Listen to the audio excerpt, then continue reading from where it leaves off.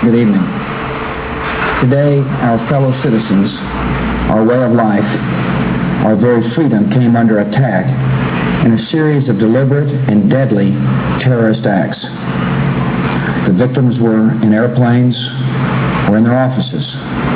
Secretaries, businessmen and women, military and federal workers, moms and dads, friends and neighbors.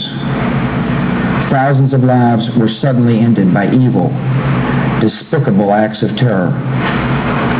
The pictures of airplanes flying into buildings, fires burning, huge structures collapsing, have filled us with disbelief, terrible sadness, and a quiet, unyielding anger. These acts of mass murder were intended to frighten our nation into chaos and retreat. But they have failed. Our country is strong. A great people has been moved to defend a great nation. Terrorist attacks can shake the foundations of our biggest buildings, but they cannot touch the foundation of America. These acts shatter steel, but they cannot dent the steel of American resolve. America was targeted for attack because we're the brightest beacon for freedom and opportunity in the world, and no one will keep that light from shining.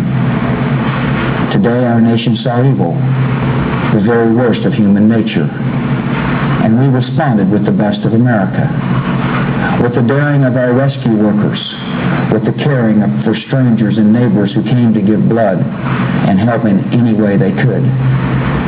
Immediately following the first attack, I implemented our government's emergency response plans. Our military is powerful, and it's prepared.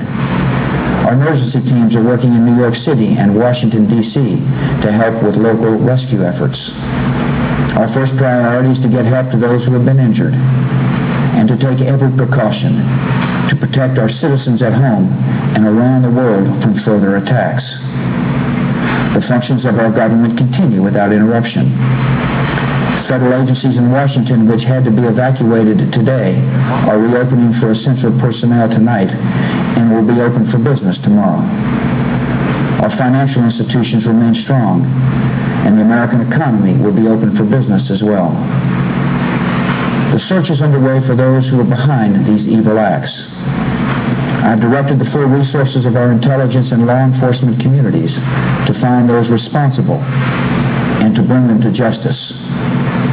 We will make no distinction between the terrorists who committed these acts and those who harbor them.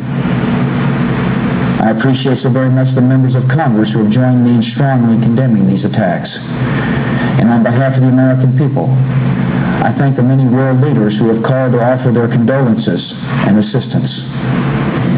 America and our friends and allies join with all those who want peace and security in the world, and we stand together to win the war against terrorism.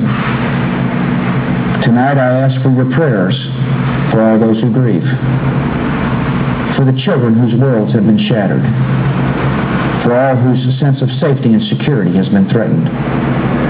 And I pray they will be comforted by a power greater than any of us, spoken through the ages in Psalm 23.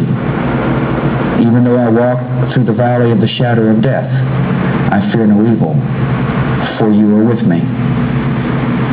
This is a day when all Americans from every walk of life unite in our resolve for justice and peace. America has stood down enemies before, and we will do so this time.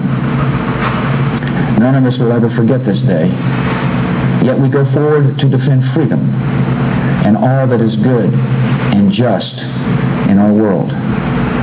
Thank you. Good night, and God bless America.